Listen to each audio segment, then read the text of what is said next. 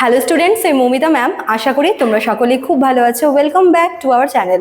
আজকে আমি তোমাদের থার্ড সেমিস্টার মেজর ইংলিশের পেপার 5 থেকে এলিজাবেথান পোয়েট্রির উপরে কিন্তু আজকের ক্লাসটা ডিসকাস করব। দেখো, এলিজাবেথান এরাতে এলিজাবেথান পোয়েট্রির আমরা কিছু ফিচার্স দেখব, প্লাস আমরা সেই সময়কার কিছু ইম্পর্টেন্ট মাস্টারপিস যে পোয়েট্রি ছিল তার উপরেও কিন্তু আজকের ক্লাসটা ডিসকাস হবে। ঠিক আছে, চলো দেরি না করে শুরু করে দিই আজকের সেশনটা।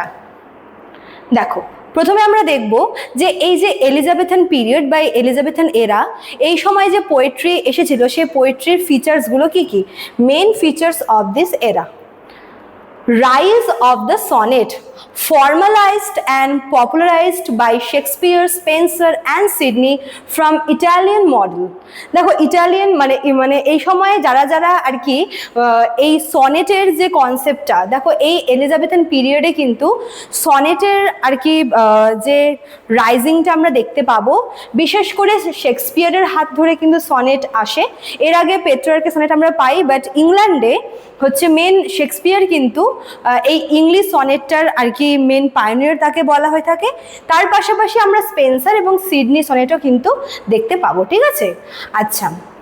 Renaissance spirit influenced by classical Greek and Roman classics, exploration and humanism। দেখো, এই সময় এর আগে যেহেতু এই সময় হচ্ছে যে রেনেসাস পিরিয়ডটা চলছিল, তো এই যে রেনেসার ফলে এই সময় এই টাইমটাতে বেসিক্যালি এই এরাতে ক্লাসিক্যাল যে গ্রিক এবং রোমান ক্লাসিক যে আর কি লিটারারি পিসগুলো ছিল সেখানকার একটা ইনফ্লুয়েন্সড কিন্তু আমরা এই পিরিয়ডে বা এই টাইমে আমরা দেখতে পাবো। আচ্ছা, দেন দেখো কি আছে, love and beauty, core thematic elements emphasising courtly romance, youth and ideal beauty. Main theme দেখতে গেলে আমরা দেখব যে লাভ অ্যান্ড বিউটি, এই যে এলিজাবেথান পোয়েট্রিতে মেন লাভ তারপর বিউটি এগুলোকে কিন্তু সেলিব্রেট করা হতো। ঠিক আছে, musical language, rich melodic rhythm, intricate metaphor, symbolism and elaborate conceit. এই এলিজাবেথান এরাতে পোয়েট্রিতে রিদম, তারপর মেটাফোর, সিম্বলিজম, কনসিট এগুলো কিন্তু ইউজ করা হতো প্রচুর পরিমাণে।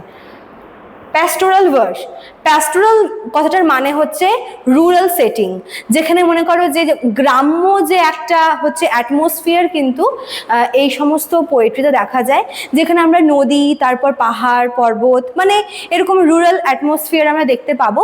যেটা বেসিক্যালি দেখো, যেহেতু দেখো রুরাল অ্যাটমসফিয়ারের কথা আসলে আমরা নেচার, তারপর হচ্ছে পিস, ঠিক আছে, এই বিষয়গুলো আমরা দেখতে পাবো এখানে। আর কি আছে, patriotism, national pride and devotion steered by Queen Elizabeth is prosperous reign. দেখো, এই সময় দেখো কুইন এলিজাবেথের রেইন ছিল, ওই জন্য কিন্তু এই পিরিয়ডটার নাম রাখা হয়েছে এলিজাবেথান পিরিয়ড বা এলিজাবেথান এরা। তো এই সময় ন্যাশনাল প্রাইড এবং ডিভোশনটাও কিন্তু পোয়েট্রির মেন আর কি থিম বা লেখার বিষয়বস্তু ছিল।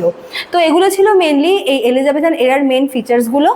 এবার আমরা দেখব যে এই সময় মেজর পোয়েটস কারা ছিল এবং তাদের বিখ্যাত কিছু পোয়েট্রিও কিন্তু আমরা দেখব। ঠিক আছে, প্রথমেই আমরা দেখব উইলিয়াম শেক্সপিয়ার, যে হচ্ছে এই সনেট সিকোয়েন্সের মাস্টার বলা হয় তাকে।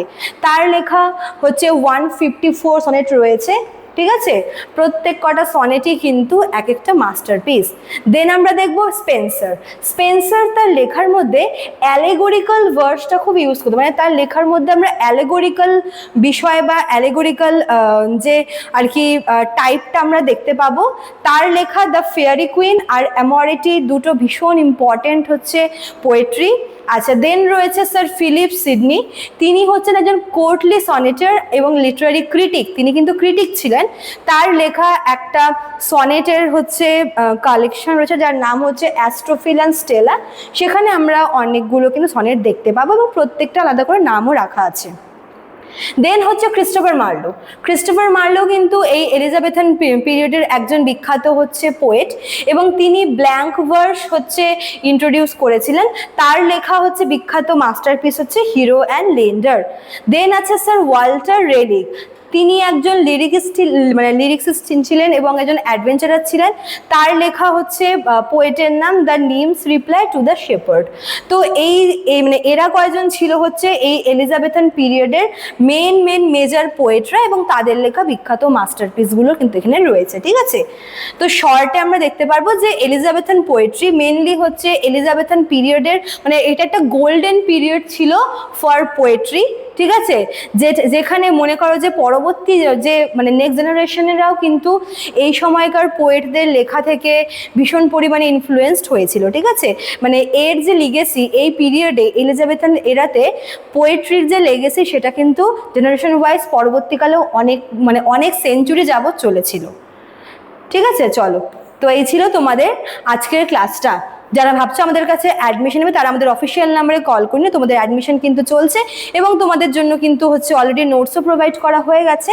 এখানে দেখো আমাদের অফিসিয়াল নাম্বার দেওয়া রয়েছে এবং কোর্স ফিটাও কিন্তু এখানে দেওয়া রয়েছে। চলো, আজকে এতটুকুই থাকলো, দেখা হচ্ছে নেক্সট ক্লাসে। Thank you.